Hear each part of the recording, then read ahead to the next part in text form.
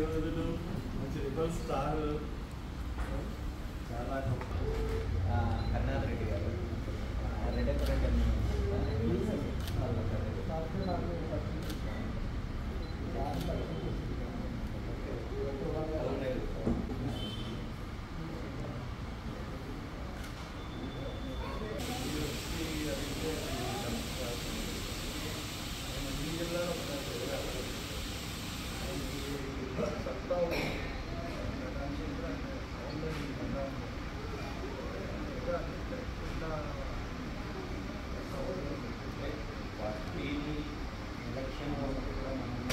రామచంద్ర గారు మీకు తెలుసు, మొన్న పార్టీ కూడా పెట్టి ఎలక్షన్స్లో కంటెస్ట్ చేశారు.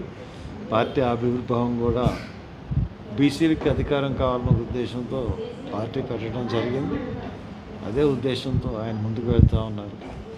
రాజమండ్రి రాక సందర్భంగా రామచంద్ర గారు మాట్లాడారు. రామచంద్ర యాదవ్ గారు.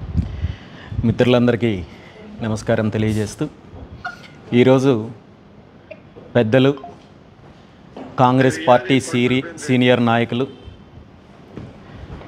మాజీ పార్లమెంటు సభ్యులు శ్రీ హర్షకుమార్ గారిని కలవడానికి ఇక్కడికి వచ్చేయడం జరిగింది. రాష్ట్రంలో జరుగుతున్న అనేక పరిణామాలపైన కావచ్చు, పోలవరం ప్రాజెక్టుకు సంబంధించిన అవకతవకలు, సాంకేతిక సమస్యలు, అదేవిధంగా పోలవరం ప్రాజెక్టుకు సంబంధించిన నిర్వాసితులకు సంబంధించిన సమస్యలపైన కావచ్చు,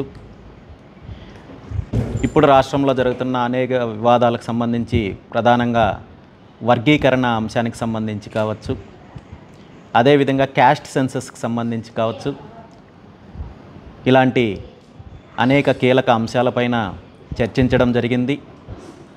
రాబోయే రోజుల్లో బలహీన వర్గాలు కావచ్చు, బీసీ, ఎస్సీ, ఎస్టీ, మైనారిటీ వర్గాల అభివృద్ధి కోసం కావచ్చు, వీళ్ళ సమస్యల మీద కావచ్చు, అన్ని రకాలుగా చేసే పోరాటంలో కలిసి పనిచేసే అవకాశం ఉంటుందని కూడా భావిస్తున్నాను.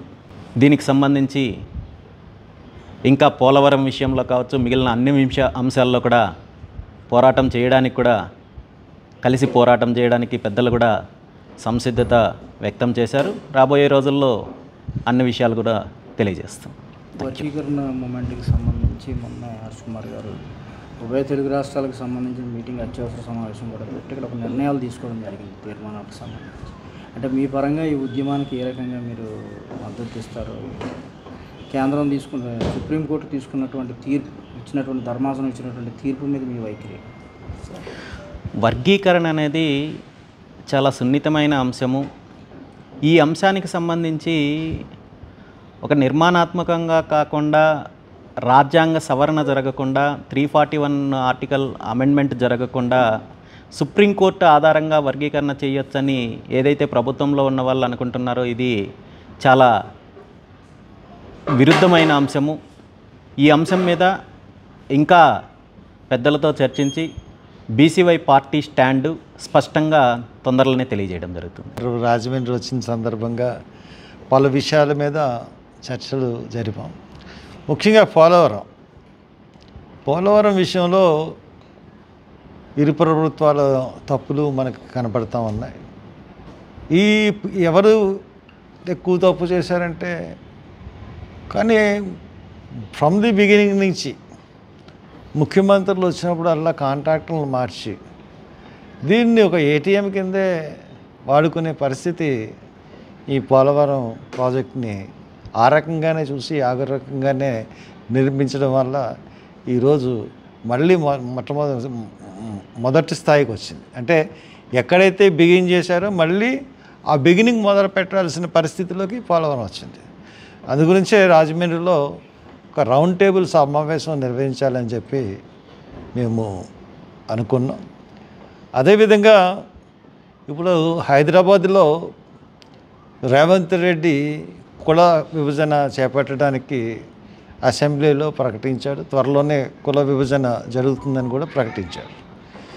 ఇక్కడ రాష్ట్ర ప్రభుత్వం కూడా మేము సామాజిక న్యాయం వైపు ఉంటాము, సామాజిక న్యాయం వైపు మేము చూస్తాము, వర్గీకరణ కూడా చేస్తాము అని రకరకాల కబుర్లు చెప్పిన తెలుగుదేశం గవర్నమెంట్ కుల విభజన ఎందుకు చేయటం లేదు? ఇమీడియట్గా ఈ రాష్ట్రంలో కుల విభజన చేపట్టాలి. కుల విభజన చేపట్టిన తర్వాతే ఏం చేసినా కుల విభజన చేపట్టిన తర్వాతే చేయాలి. కులగణన ఐ మీన్ లెక్కించడం, క్యాస్ట్ సెన్సస్ అన్నది ఖచ్చితంగా మరి సెంట్రల్ గవర్నమెంట్ కూడా క్యాస్ట్ సెన్సస్ అన్నది తీసుకోవాలి. కాబట్టి అది కూడా చాలా ఇంపార్టెంట్ కార్యక్రమం. దాని మీద కూడా మేము చర్చించడం జరిగింది. ఇంకా చాలా విషయాలు ఉన్నాయి, లా అండ్ ఆర్డర్ విషయాలు, చాలా విషయాలు ఉన్నాయి రాష్ట్రంలో.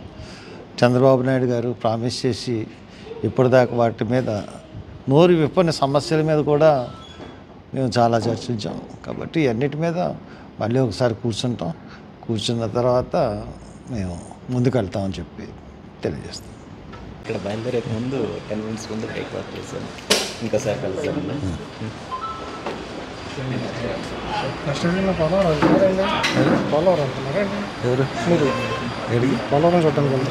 లేదే, ఆయన చూసి వచ్చారు, నేను ఆయన వెళ్ళారు.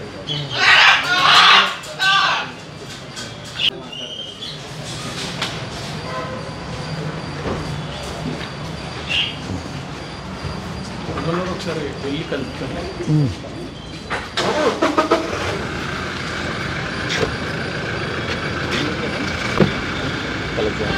Nice meeting.